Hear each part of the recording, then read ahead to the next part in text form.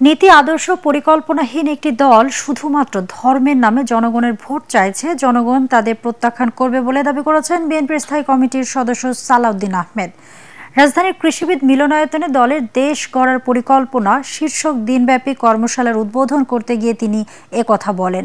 বিএনপির ভবিষ্যৎ পরিকল্পনার কথা উল্লেখ করে তিনি বলেন, ফ্যামিলি কার্ড, কৃষি ও স্বাস্থ্য কার্ডের মাধ্যমে জনগণের সামাজিক নিরাপত্তা নিশ্চিত করতে চান তারেক রহমান।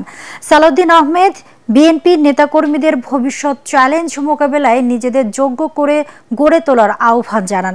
সিনিয়র যুগ্ম মহাসচিব রুহুল কবির রিজভী বলেন, ভোটের নামে জান্নাতের টিকিট বিক্রির মতো জঘন্য প্রচারণা চালাচ্ছে জামায়াত। বিকেলে লন্ডন থেকে ভার্চুয়ালি যুক্ত হয়ে কর্মশালায় বক্তব্য রাখবেন বিএনপির ভারপ্রাপ্ত চেয়ারম্যান তারেক রহমান। 13 ডিসেম্বর পর্যন্ত ধারাবাহিকভাবে চলবে এই প্রশিক্ষণ কর্মশালা।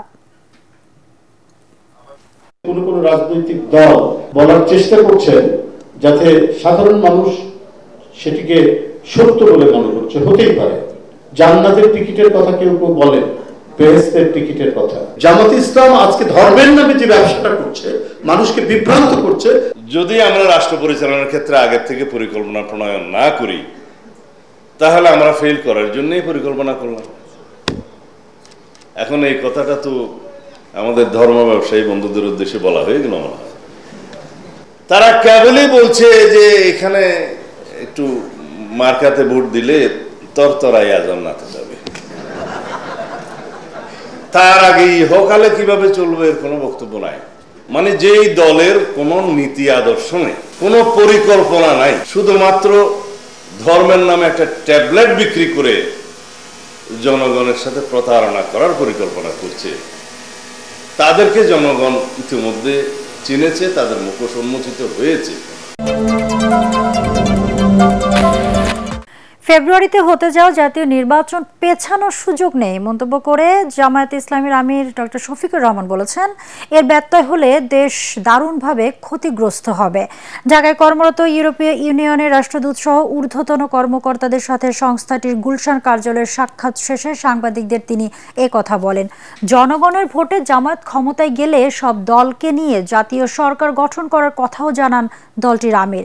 ইইউ এর কাছে জাতীয় নির্বাচন দেশ পরিচালনায় জামায়াতের ভবিষ্যৎ পরিকল্পনা নিয়ে আলোচনা হয় বলে জানান শফিকুর রহমান। আমরা ধর্ম নিয়েই কাজ করি, আমরা ধর্মকে ব্যবহার করি না।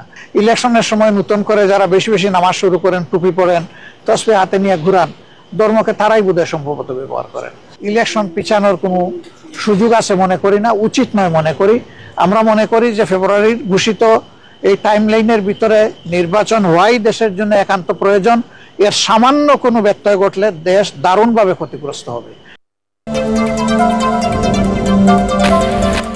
বর্তমান আইন শৃঙ্খলা পরিস্থিতির মধ্যে নির্বাচন হলে সেটা মব কালচারের নির্বাচন হবে বলে মন্তব্য করেছেন জাতীয় পার্টির একাংশ চেয়ারম্যান ব্যারিস্টার আনিসুল ইসলাম মাহমুদ।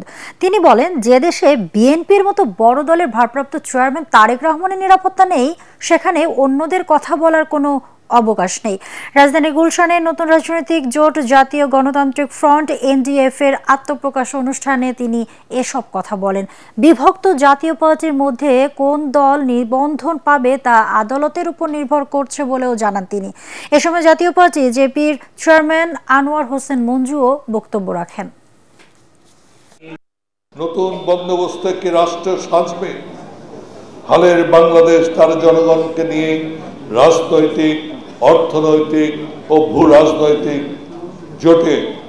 জটে ফেসে যাচ্ছে। চাঁদাবাজি, দখলদারি, মৌলবাদী হুঙ্কার, মব বা তার দঙ্গলবাজের ভয়াবহতা নিয়ে যেন কারো কোনো ভাবনা নেই। সাবেক প্রধানমন্ত্রী ও বিএনপি চেয়ারপারসন বেগম খালেদা জিয়ার শারীরিক অবস্থা অপরিবর্তিত। উন্নত চিকিৎসার জন্য তার বিদেশ যাওয়ার বিষয়টি নিশ্চিত নয় বলে বিএনপির পক্ষ থেকে জানানো হয়েছে। রাজধানীর এভারকেয়ার হাসপাতালে দেশি বিদেশি চিকিৎসকদের তত্ত্বাবধানে খালেদা জিয়ার চিকিৎসা চলছে। লন্ডন থেকে তারেক রহমান ও ঢাকায় তার স্ত্রী জুবাইদা রহমান সার্বক্ষণিক তার চিকিৎসার বিষয়টি তদারকি করছেন।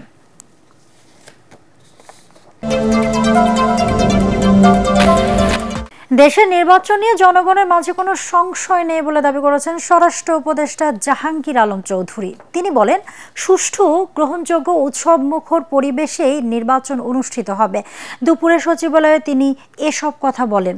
স্বরাষ্ট্র উপদেষ্টা বলেন, তফসিলের পর সব দল সমানভাবে প্রচারণার সুযোগ পাবে। এ সময় জাতীয় পার্টির অভ্যন্তরীণ দ্বন্দ্বের কারণেই মাঠে নামছে না বলেও মন্তব্য করেন তিনি। এদিকে নির্বাচন দেওয়ার বিষয়ে অন্তর্বর্তী সরকারের বাধ্যবাধকতা নেই বলে জানিয়েছেন নৌ ও শ্রম উপদেষ্টা সাখাওয়াত হোসেন। তিনি বলেন, দেশে সুষ্ঠু গণতান্ত্রিক ধারা চালুর জন্য ফেব্রুয়ারি নির্বাচনের সময় নির্ধারণ করা হয়েছে। নির্বাচন করতে প্রস্তুতি নিচ্ছে নির্বাচন কমিশন। গভর্নমেন্ট তো বারবার বলছে, আমরা বারবার বলছি, যেখানে যাচ্ছে সেখানে বলছি যে নির্বাচন সময় মতো হবে।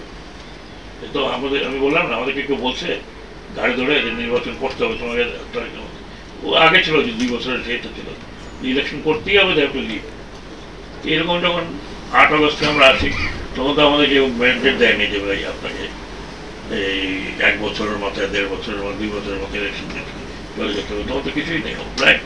সুস্থ, শুধু সুস্থ না, তারপরে কেজরিওয়াল একটা নির্বাচন, উৎসব মুখর একটা নির্বাচন, এটার জন্য যত ধরনের প্রস্তুতি দরকার সবকিছুই নিচ্ছে।